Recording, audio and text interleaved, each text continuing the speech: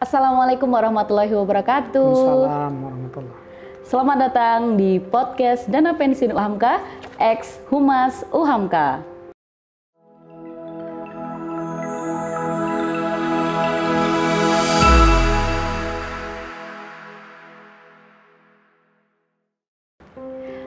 Hai Hamka Muda dan Sobat Dana Pensiun UHAMKA, di hari yang cerah ini kita akan membicarakan tentang apa sih dana pensiun itu. Dan pasti Hamka Muda juga sudah tidak asing dengan istilah dana pensiun. Nah, daripada Hamka Muda nih dan Sobat Dana Pensiun UHAMKA sudah penasaran apa saja yang ingin topik yang kita bahas pada hari yang cerah ini, yuk kita simak salah satu VT dari narasumber yang akan ngobrol bareng kita. Ini dia VT-nya.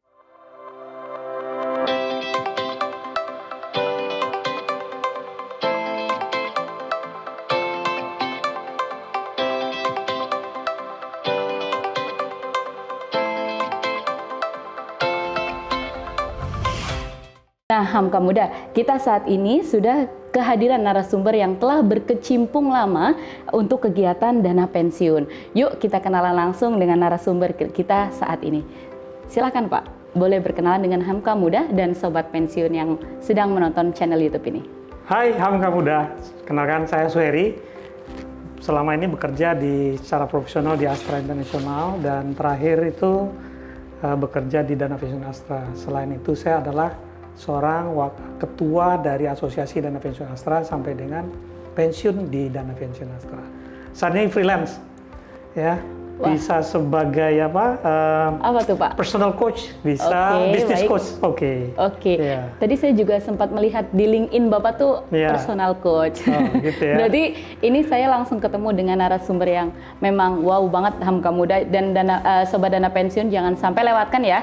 Selama 20 menit ke depan kita memang akan membahas daging semua dari dana pensiun itu sendiri.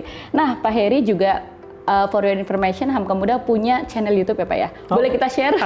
Silakan monggo. Bagi Hamka Muda juga yang ingin mengikuti aktivitasnya Pak Suheri ini, bisa ke Suheri Official. Nanti Hamka Muda bisa simak aktivitas Pak Heri di situ. Oke, Hamka Muda dan Sobat Dana Pensiun, seperti tema kita tadi, kita ingin mengenal dan berkenalan tentang dana pensiun Pak Heri. Nah, Pak Heri boleh disampaikan kepada Hamka Muda dan Sobat Dana Pensiun yang sedang menonton, apa sih Pak tentang dana pensiun itu sendiri? Ya ini Hamka Muda, ini suatu hal yang saya kira harus diketahui dari awal ya. Karena pensiun ini sering sekali orang itu terlupakan karena sibuk bekerja, tapi sadarnya mungkin nanti pada saat akan pensiun baru, telat gitu ya. Sebenarnya dana pensiun itu apa? Dana pensiun ini sebenarnya adalah suatu upaya kita untuk mengakumulasikan dana lah, sehingga pada saat kita pensiun nanti kita tetap punya penghasilan gitu ya, punya suatu keuangan yang mumpuni.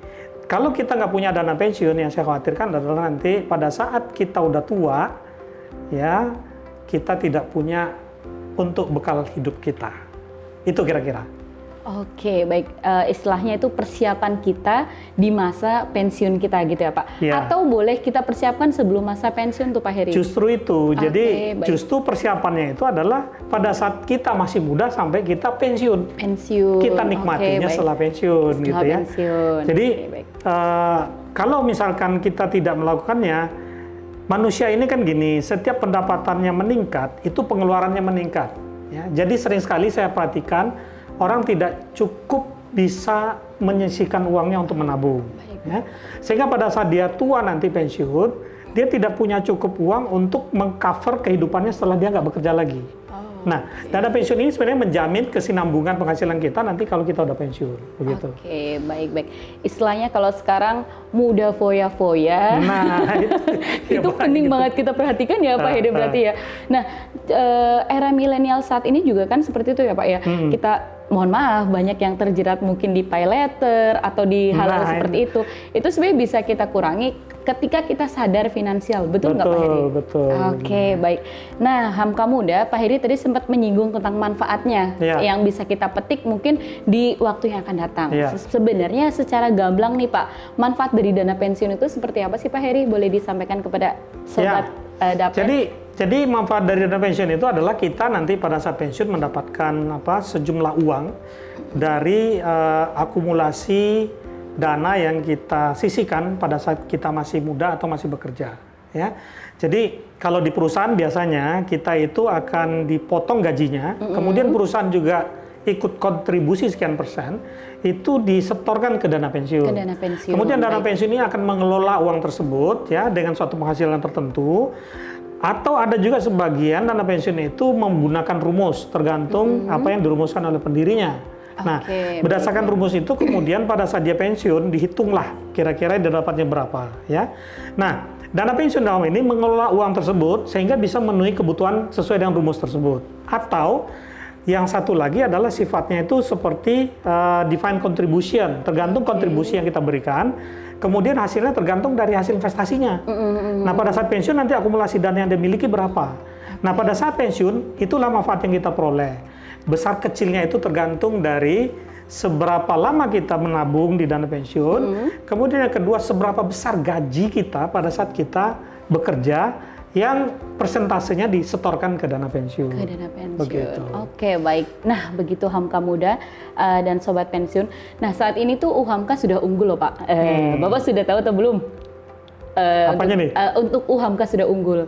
Nah, mungkin bagi sobat unggul yang ada di rumah nih, ketika kita sudah unggul nih, apa saja yang perlu kita siapkan untuk kedepannya?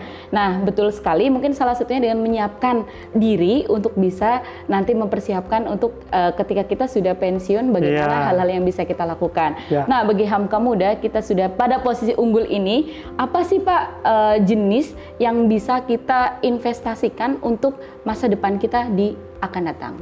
Seperti apa, Pak? Oke, kalau investasi ini berbagai macam hal. Tadi kalau kita bicara dana pensiun, berarti investasi kita adalah dilakukan oleh dana pensiun, gitu kan? Tapi mungkin ada sebagian UHAMKA muda ya ingin melakukan investasi sendiri. Saya kira baik saja, oke gitu ya. Tapi hati-hati, karena sekarang banyak sekali instrumen investasi yang belum lagi dipom-pom gitu ya, mungkin tahu istilah pom-pom ya. Ada pihak-pihak yang menganggap bahwa ini bagus dan seterusnya, kemudian kita tergiring ke sana, ternyata di situ risikonya besar. Ya. Carilah ya, kalau memang tujuan untuk pensiun, saya kira carilah instrumen-instrumen untuk jangka panjang yang memang secure juga, ya, risikonya bisa dijaga sedemikian rupa, dan di instrumen yang memang secara formal, resmi. Ya, itu bisa dilihat. Kalau pasar modal itu pasti di bursa kita bisa lihat ya, atau seperti misalkan yang disahkan oleh OJK dan seterusnya. Jadi betul. Jangan sampai main investasi ikut-ikutan. Ya. Nah, baik. Ada juga orang investasi di emas, ya, bisa juga di tanah, bisa juga di hal lain yang bisa mereka lakukan. Nah, kalau di dana pensiun berarti kita punya dua kesempatan. Pertama adalah kalau di perusahaan tempat kita bekerja ada dana pensiunnya, berarti kan otomatis kita sudah iuran gitu ya. Tapi ada juga merasa nggak cukup, saya mau buka sendiri, bisa juga. Lihat mana dana pensiun lembaga keuangan. Dana pensiun lembaga keuangan itu dibuat oleh asuransi jiwa atau bank umum. Ya, tinggal datang nanti ke asuransi jiwa maksud saya, atau ke bank umum, tanya DPLK-nya ada nggak? DPLK, betul. Saya mau pensiun nanti usia sekian, kemudian iuran per bulan sekian. Udah nanti tinggal bayar setiap bulan. Jadi bisa punya dua dana pensiun, begitu kira-kira. Baik, Pak, mungkin Hamka Muda atau Sobat Dapen juga ingin, dengan tadi yang Bapak sampaikan juga ingin tahu nih, sebetulnya bagaimana sih Pak tips memilih, tadi kan Bapak sudah menyampaikan sedikit tuh, tips memilih lembaga atau organisasi yang dapat menaungi dana pensiun kita tuh Pak.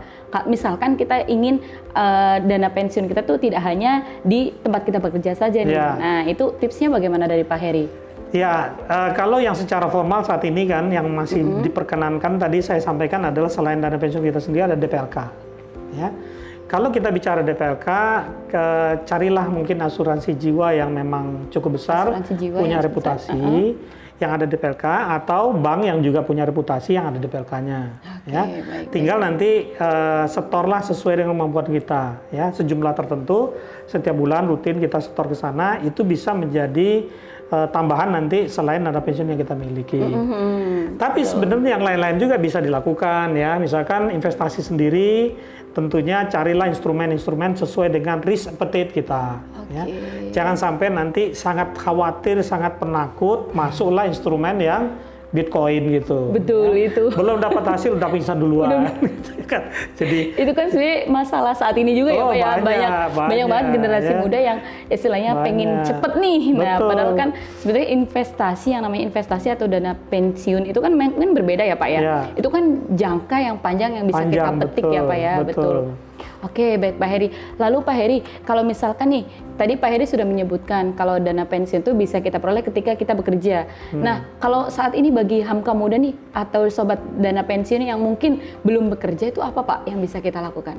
Ya, lakukanlah setoran rutin, ikut DPLK gitu ikut ya. DPLK ya Pak ya. Atau kalau enggak gini lah paling simpelnya ya, sisihkan aja uang sekian persen setiap bulan gitu ya, taruh aja tapi jangan dilihat-lihat gitu.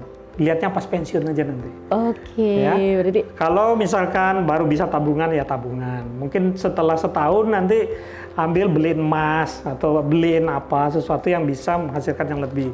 Tapi ingat, itu bukan sesuatu yang akan diambil tahun depan, kemudian setelah itu beli handphone lagi, beli mobil lagi, beli motor lagi, atau beli apa lagi gitu ya. Enggak. Emang dicadangkan untuk nanti kalau kita pensiun. Begitu. Oke, ya. baik. Baik Pak Heri, itu menarik. Saya juga ada pertanyaan nih Pak Heri.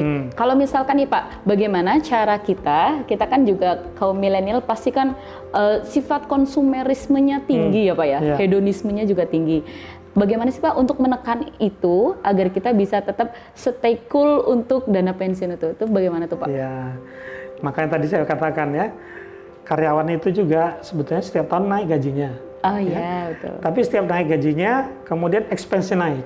Okay. Nah, saya punya tips gitu ya. Saya udah praktekkan ya. Kalau ini bukan hanya sekedar ngomong, tapi saya juga sudah praktekkan. Misalkan nih, kalau tahun ini gaji saya ambil indeks 100 rupiah aja ya. Kalau tahun ini gaji kita 100, semuanya kita anggap kita bisa makan cukup, ya, kita bisa pengeluarannya cukup. Masih ada tersedia misalkan 5 rupiah, berarti kan kebutuhan kita 95 rupiah. Kemudian tahun depan tiba-tiba naik gaji kita katakan 10%, berarti gajinya 110. Oh iya betul. Ya kan, 110. Betul. Pertanyaan saya, 95 aja cukup? Kenapa? Nah, kenapa yang 110 dimakan? Jadi tadinya kita bisa simpan 5, langsung yang 10 plus 5-nya disisihkan langsung. Okay. Seolah-olah kita nggak naik gaji. Paling tidak anggap aja gaji kita 100, yang 10-nya sudah kita taruh di tempat lain, yang dia tidak akan mengganggu tingkat expense pengeluaran kita. Karena gini penyakitnya duit itu ya, begitu duit itu masuk ke dompet, dia akan jahil itu, mencari sesuatu yang bisa dia belanjakan, ya kan? Jadi sisihkan langsung gitu ya, sisihkan langsung. Karena kalau nggak nanti dia meningkat pengeluarannya. Betul. Begitu meningkat, kita balik lagi ke 95 udah nggak bisa, dia udah tahu-tahu keluar aja 110 gitu kan. Akhirnya kita nggak bisa nabung lagi. Wow. Kira-kira begitu ya. Jadi ya itulah kira-kira caranya. Kemudian yang kedua saya kira apapun yang kita konsumsi, enaknya tuh cuma sampai di sini. Sampai di tenggorokan aja ya Pak? Habis itu udah nggak ada lagi. Jadi ya kalau kita seorang muslim bisa puasa ya mungkin ditahan juga kalau kita mau punya penghasilan lebih. Berpuasalah. Gitu. Tahan ya Pak ya, jangan beli-beli dulu. Ya kan? Karena ada wants dan needs gitu ya. Betul. Ya kita cari needs-nya aja lah. Ya wants-nya itu banyak, nggak ada batasnya gitu. Oke, baik. Nah itu Hamka muda, ini yang saya tadi bilang, kalau kita ngobrol sama Pak Heri itu pasti daging yang kita konsumsi nih. Daging ya? Iya daging Pak. Oke Pak, ini menarik Pak, Bapak tadi sudah menyampaikan tipsnya dan sebagainya. Pak, caranya kita agar tetap istilahnya, kalau kita tetap istiqomah di dana pensiun kan pasti ya Pak, karena mungkin saya sebagai pekerja kayak gitu kan. Tapi kalau misalkan kita ingin, tadi Bapak menyampaikan kalau misalkan dana pensiun tidak hanya satu aja nih, misalkan dari pekerjaan, misalkan dari saving yang lain, agar kita tetap istiqomah itu seperti apa Pak? Agar kita tetap rutin, konsisten, itu bagaimana tips dari Pak Heri? Paling gampang itu begitu dapat duit langsung disisihkan. Langsung sisihkan aja. Jangan nanti duit dipakai dulu, masih ada sisanya nggak gitu. Ya. Karena sebenarnya pengeluaran itu tergantung kelihatannya berapa. Oke. Ya kan? Baik. Kalau yang terlihat banyak, konsumsinya banyak. Kalau terlihatnya sedikit, konsumsinya sedikit. Kenapa orang dengan gaji yang berbeda-beda tapi dia sama-sama bisa memenuhi kebutuhan hidupnya? Oh iya, itu penting. Ya kan? Ada orang gajinya misalkanlah 3 juta, tapi ada juga orang yang 5 juta. Tapi dua-duanya sama-sama bisa nggak nabung. Yang 3 juta habis, yang 5 juta juga habis. Kenapa? Itu tadi yang saya bilang. Karena orang melihat dia punyanya berapa. Oke. Ya, karena terus terang duit itu selalu akan mengikuti kebutuhannya itu akan mengikuti jumlah duit yang kita miliki. Ya, makanya orang semakin kaya bukannya dia semakin terbatas keinginannya, semakin nggak cukup. Makin punya duit misalnya, beli mobil, habis beli mobil, pengen beli pesawat gitu kan. Tetap aja nggak cukup, pesawatnya kurang lagi duitnya, cari lagi gitu kan. Akhirnya yang nggak ada batasnya. Oleh karena itu maka kita yang harus membatasi gitu. Gitu kira-kira. Baik Pak, tadi Bapak sudah menyampaikan kepesertaan dana pensiun juga ya Pak. Lalu sebenarnya hak dan kewajiban kita sebagai peserta dana pensiun itu seperti apa Pak? Ya, yang pertama adalah hak kita kalau kita ikut dana pensiun, kita berhak untuk mendapatkan informasi tentang saldo kita. Duit saya ada berapa di situ. Ya. Kemudian saya berhak tahu kemana saja duit saya diinvestasikan dan seperti apa ya, investasinya. Ya. Kemudian saya juga bisa bertanya kepada pengurus apa yang terjadi dengan dana pensiun saya. Kemudian hak saya berikutnya adalah pada saat saya pensiun saya berhak mendapatkan hak saya sesuai dengan yang saya miliki gitu kan ya. Terus kewajibannya apa? Ya bayar iuran tiap bulan gitu kan. Itu wajib. Itu aja, yang lain jangan minta hak tapi kewajibannya lupa ya Pak. Oke, baik. Nah Pak, ini hak dan kewajiban Pak. Sama nggak sih Pak hak dan kewajiban kita ketika kita juga ingin berasuransi jiwa tadi yang Bapak sampaikan dengan kegiatan yang dana pensiun lakukan seperti itu Pak? Beda, kalau asuransi jiwa itu sebetulnya ada transfer of risk. Ya kan, kita membayarkan sekian banyak premi untuk mengcover kalau terjadi sesuatu dengan kita untuk risiko itu, maka asuransi akan menggantinya. Ya kan? Dalam hal ini kalau asuransi berarti kita bayar premi. Premi itu tidak kita terima kalau tidak terjadi sesuatu. Baik. Ya, kita hanya akan peroleh kalau nanti terjadi sesuatu sesuai dengan risiko yang dipertanggungkan. Sementara dana pensiun itu adalah kita taruh uang kita diinvestasikan, pada saat pensiun nanti kita akan dapatkan kembali. Gitu. Oke, baik Pak Heri. Pak, untuk ini Pak, bagi Hamka Muda ataupun sobat dana pensiun juga kan pasti sudah memilih-milih ketika nanti dia akan pensiun itu seperti apa. Lah, menurut Bapak nih, bagaimana sih Pak tips menghadapi usia pensiun? Mungkin Pak Heri kan tadi juga menyampaikan katanya sudah pensiun. Nah, biar tetap istilahnya kita tetap bisa berjalan, itu seperti apa Pak? Iya, memang ini beda-beda orang ya. Iya, betul Karena Pak. saya lihat pensiun itu tergantung sekali dari tipikal pekerjaannya, tipikal jabatannya dan seterusnya ya. Dan setiap orang sebetulnya punya caranya sendiri mempersiapkan pensiun. Tapi ada beberapa institusi membantu karyawannya untuk di-prepare sehingga pada saat pensiun mereka nggak gampang. Tidak terjadi shock, tidak terjadi pasca power syndrome, ya kan ya. Tapi mungkin tipsnya saya kira bagi setiap orang itu adalah yang perlu dia jaga adalah dia harus yakin pada saat pensiun nanti dia punya dana yang menjamin kesinambungan penghasilan dia. Itu yang pertama. Kalau itu sudah secure, saya kira dia agak relatif lebih tenang. Ya, karena dia tidak terlalu khawatir bulan depan saya makan apa ya, gitu ya. Nah, itu yang pertama. Yang kedua, tentunya juga butuh kegiatan. Ya, kegiatan ini macam-macam. Ada orang yang ingin menikmati saja apa yang sudah dia miliki selama ini. Ada juga ingin punya usaha. Ada juga ingin bekerja kembali. Ada juga yang mungkin ingin menjadi konsultan, instruktur, dosen dan lain-lain. Ada juga kadang-kadang ingin ikut yayasan sosial, beribadah dan seterusnya. Nah, saya kira persiapannya adalah masing-masing harus sudah sadar kalau pensiun saya mau pilih yang mana. Ya, dari situ mulailah dia mengatur pacingnya dia. Dia mau siap pada saat pensiun langsung atau dia aware betul sehingga pada saat pensiun pun dia bisa mengikuti irama setelah dia pensiun. Kira-kira begitu. Istilahnya sebenarnya dana pensiun itu memang salah satu pilihan yang harus kita lakukan ya Pak ya. Ketika kita sudah memasuki mungkin dianggap usia tidak produktif dalam sebuah perusahaan. Iya kan sih Pak? Karena kan biasanya itu kalau pensiun tuh Mesti SK-nya tuh disampaikan diberhentikan karena usia. Semua karena usia. Mungkin di sini juga penting juga ya Pak, ketika kita memang besok itu kita mau ngapain, itu juga penting kita rencanakan sejak dini, begitu ya Pak Heri ya. Pak, lalu menarik juga Pak, tadi Bapak sampaikan ketika kita sudah memasuki usia pensiun, kita sudah settle nih secara bulanan. Nah, itu kebijakan itu memang diterapkan oleh semua perusahaan atau hanya tertentu saja nih Pak untuk penerima haknya tadi yang disampaikan? Ya, makanya balik lagi tadi kan, settle nggak settle itu tergantung bagaimana seseorang mempersiapkan diri waktu dia akan pensiun. Itu tergantung dari habit dia waktu dia masih muda, apakah dia menyisihkan sebagian atau tidak. Karena tidak 100% jaminan uang pensiun itu bisa mengcover kebutuhan orang setelah di pensiun. Oke, baik. Salah satu mungkin sebagai jelasnya gini, bahwa dana pensiun itu kan besarnya tergantung dari berapa besar gaji kita sebenarnya. Karena sekian persen dari gaji itu yang diiurkan ke dana pensiun. Makin besar gaji orangnya, makin besar uang pensiunnya nanti. Makin kecil gajinya, makin kecil juga uang pensiunnya.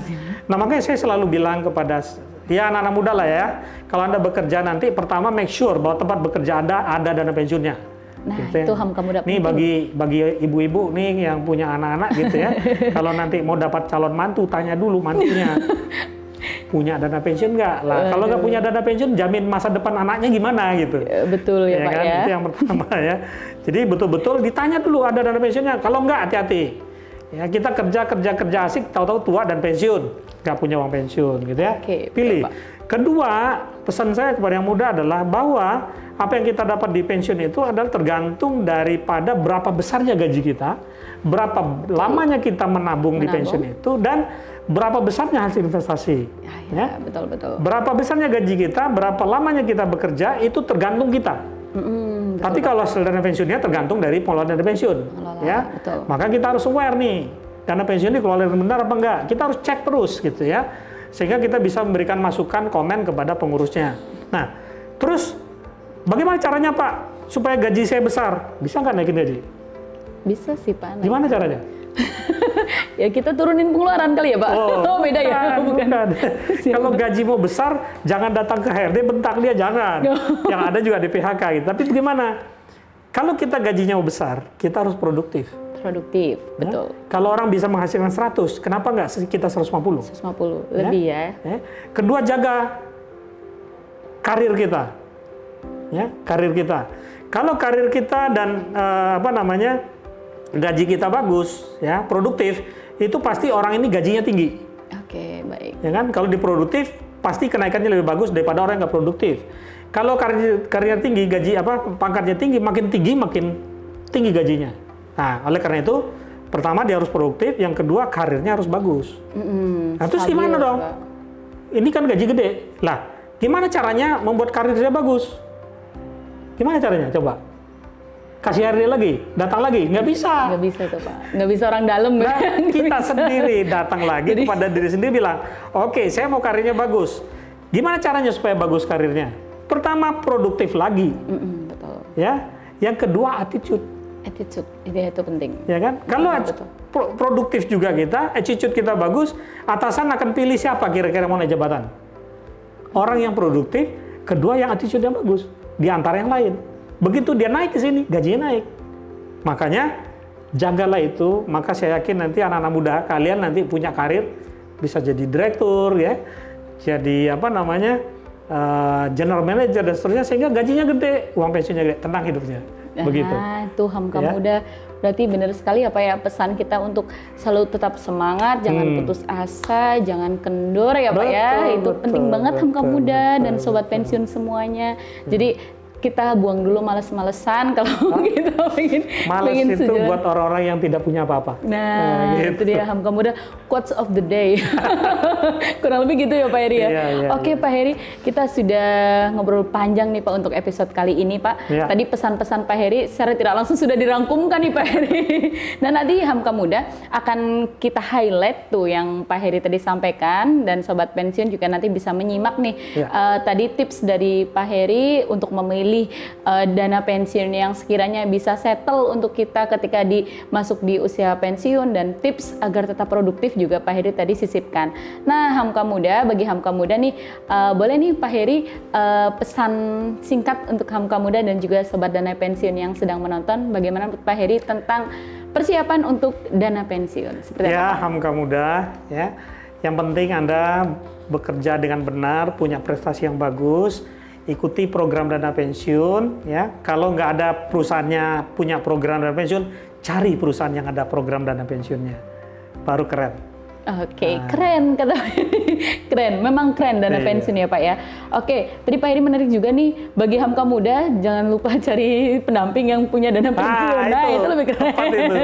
Itu lebih keren. Tepat itu. Oke, baik Pak Heri, kita sudah lumayan nih Pak, udah hampir 30 menit untuk episode kita kali ini Pak. Terima kasih atas waktu dan kesapannya Pak Heri. Jangan lupa sapa-sapa kita terus Pak. Dan kita juga akan jadi followersnya Pak Heri. Pak Heri juga jangan lupa ya follow kita ya di @danapensiunuhamka dan juga Uhamka ID. Oke, Hamka Muda dan Sobat Dana Pensiun, bagi Hamka Muda dan Sobat Dana Pensiun yang ingin bertanya, silahkan tanyakan aja di kolom komentar. Nanti pertanyaan terbaik akan dijawab oleh Pak Heri secara chat kali ya Pak ya, atau by email. Nanti akan kita emailkan ke Pak Heri. Dan bagi Sobat Dana Pensiun dan Hamka Muda yang beruntung, nanti akan kita berikan tumbler yang ada di depan ini. Terima kasih Hamka Muda dan Sobat Dana Pensiun. Terima kasih juga Pak Heri atas waktu dan kesempatannya. Kita nanti akan berjumpa lagi di kesempatan yang akan datang ya Pak ya. Oke, Sobat Dana Pensiun dan Hamka Muda, sampai jumpa kembali. Dari saya sekian, dari kami kru yang bertugas untuk episode hari ini juga mohon maaf apabila terdapat kesalahan. Assalamualaikum warahmatullahi wabarakatuh. Waalaikumsalam warahmatullahi wabarakatuh.